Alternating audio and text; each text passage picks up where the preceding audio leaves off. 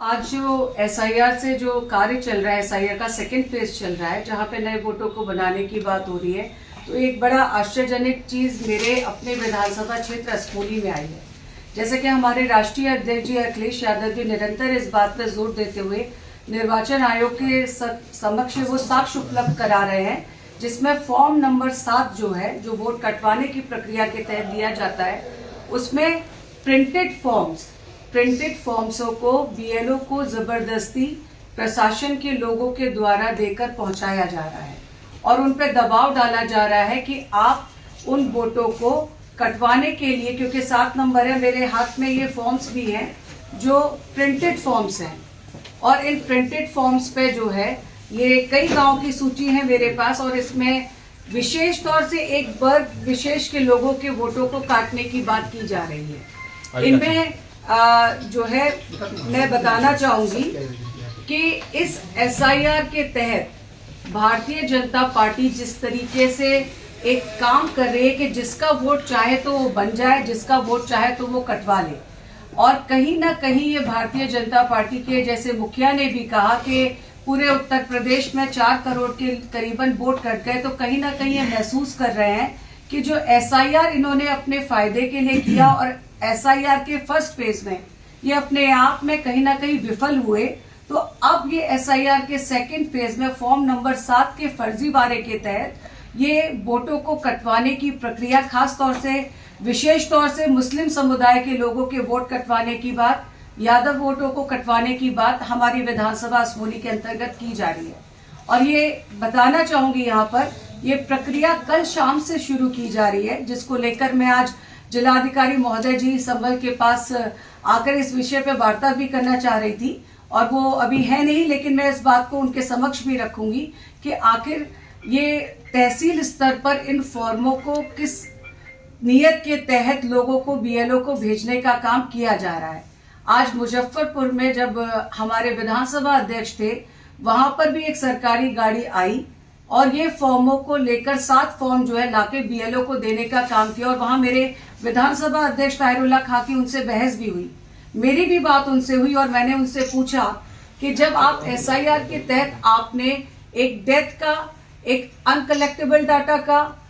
एक आपने permanent shift का और अदर्स की कैटेगरी को जो है कैटेगराइज करके एक सूची हम लोगों को प्रकाशित जो जिला निर्वाचन की तरफ से की गई थी वो उपलब्ध करा दी, उसके बाद भी ये एसआईआर में 7 नंबर फॉर्म को जो देने का काम किया है, यदि ये वोट नहीं होते,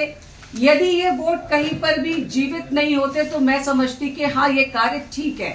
पर ये जीवित वोट जो है, जो गांव में मौजूद हैं, उन वोटों को भी काटने के लिए इस तरीके के फॉर्म भर के भेजे जा रहे हैं और जबरदस्ती की जा रही है। केवल एक बूथ नहीं, मैं बात करूं अगर शहबाजपुर कला गांव की बूथ नंबर 1 से लेके बूथ नंबर 5 तक 1110 वोट हैं जिनका फॉर्म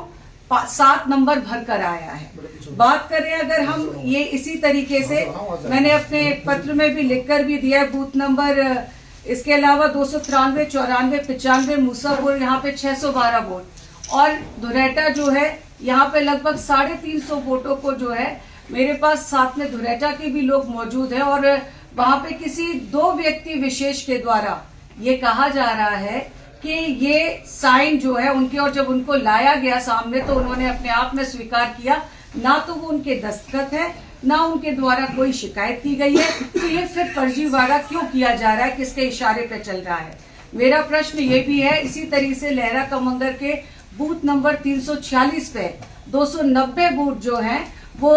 तैयब हफीज के साहब के साइन दिखाए जाते हैं, और उनसे कहा जाता है, उनके लिए ये बताया कि भाई इनकी शिकायत है। जब वहां बीएलओ के द्वारा बुलाकर उनसे बात हुई तो उन्होंने भी इस बात को नकार दिया कि उनके द्वारा ये दस्तखत नहीं किए गए हैं, और तैयब हफीज साहब मेरे साथ यहाँ इस समय मौजूद भी हैं, आप चाहें तो उनसे उस बारे में बात भी कर सकते हैं कि ना तो उनके दस्तखत है, ना उन्होंने कोई शिकायत करी। और ये 1-2 नहीं, बवेना की बात करूं, बवेना में भी लगभग 360 और 361 नंबर बूथ पे 350 के करीबन वोट है। धुरेटा में बात करूं, बूथ नंबर 368, 369, 370 में यहाँ पे भी करीबन 200 वोट है बवेना। और इसके अलावा अगर हम बात करें आपसे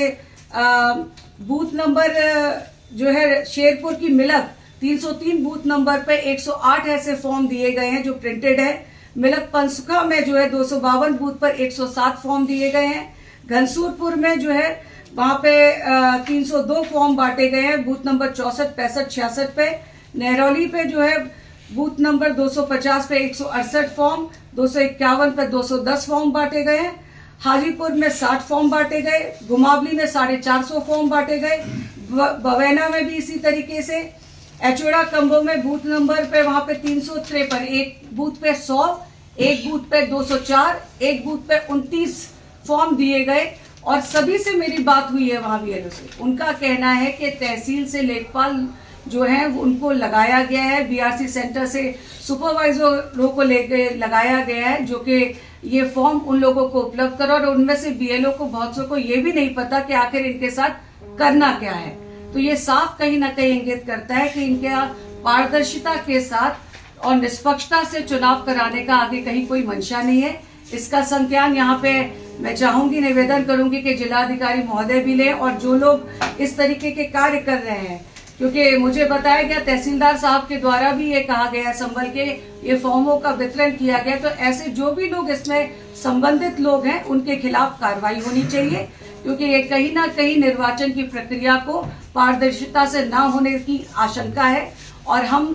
समाजवादी पार्टी के लोग यहाँ पर ये मांग भी करते हैं कि अगर इस फर्जीवाड़े को नहीं रोका गया तो अगर हमें इसके लिए धरना देना पड़ेगा तो हम लोग यहाँ पर सभी लोग समाजवादी पार्टी के लोग मिलकर यहाँ पे धरना प्रदर्शन भी करेंगे, लेकिन इस तरीके की जालसाजी और साजिश अपने यहाँ इसको कामयाब नहीं होने देंगे। फॉर्म 7 में जो फॉर्म मिले हैं आपको, कितने लोग रहे होंगे जो धांधली जैसी प्रक्रिया जो सामने आ रही है, कितने लोगों के साथ ऐसा किया जा रहा है? लोगों को ये भी नहीं पता कि हमारे साथ क्या हो रहा है, हमारे वोट काटने की प्रक्रिया। ये मैं समझती हूँ कि 25 से 30 हजार वोटों के लिए मेरे खुद की विधानसभा में ये कहीं ना कहीं साजिशन तौर वोट कम करने की बात की जा रही है। और मैंने जैसा कहा, ये मैं आपको उपलब्ध भी करा दूंगी यदि आप चाहेंगे तो। ये फॉर्म प्रिंटेड है। क्या प्रिंटेड फॉर्म आना कहीं से कहीं तक क्या संदेह वाली स्थिति नहीं लगती कि आखिर प्रिंटेड फॉर्म क्यों आ रहे हैं? और एक ही व्यक्ति की सिग्नेचर, आप सोचिए,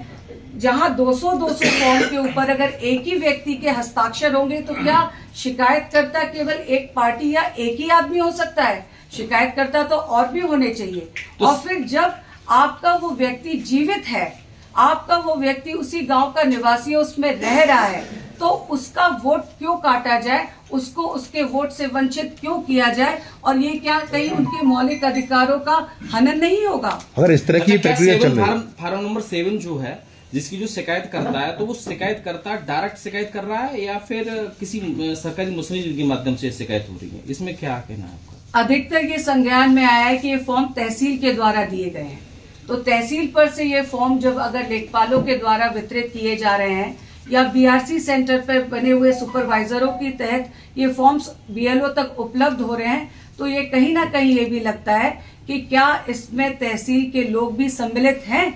क्या ये जालसाजी का जो चल रहा है फर्जीवाड़ा इस 7 नंबर के फॉर्म को लेकर, क्या जो है इनपे जो है आप पूछिए, क्या इन पे दबाव भी बीएलओ के ऊपर ये बनाया जा रहा है कि आप हस्ताक्षर कर ये फॉर्म दीजिए? अगर हस्ताक्षर उनके हो जाएंगे, वेरीफाइड हो जाएगा, तो आप और हम जानते हैं कि व्यक्ति चिल्लाता रहेगा लेकिन उसका वोट कटा हुआ माना जाएगा। तो उसको उसके वोट देने के अधिकार से वंचित करने की मंशा ये भारतीय जनता पार्टी की साफ नजर आती है। और ये भारतीय जनता पार्टी के इशारों पे किस तरीके से ऊपर से लेकर नीचे तक संलिप्तता होकर कार्य किया जा रहा है। मेरा चुनाव आयोग से निवेदन है, आग्रह है कि इसका संज्ञान लें और गंभीरता से लें, ताकि इस तरह के फर्जीवाड़े को रोका जा सके उत्तर प्रदेश में। और बीएलओ जितने भी हैं उन पे मेरा ये भी है निवेदन कि आप सबके माध्यम से कि कोई भी बीएलओ ऐसे किसी भी दस्तावेज पे फॉर्म 7 पे जो लोग जीवित हैं, जो लोग मौजूद हैं, जो गांव में रहते हैं, उनके पे साइन ना करें। अगर साइन करेंगे तो मैं ये कहना चाहती हूँ आप सबके माध्यम से कि हम ऐसे लोगों के खिलाफ कार्रवाई कराएंगे और इसके लिए मुझे जहां तक जाना पड़ा मैं वहां तक जाकर उनके खिलाफ कार्रवाई कराऊंगी। जिले में कितने वोट काटे गए होंगे लगभग?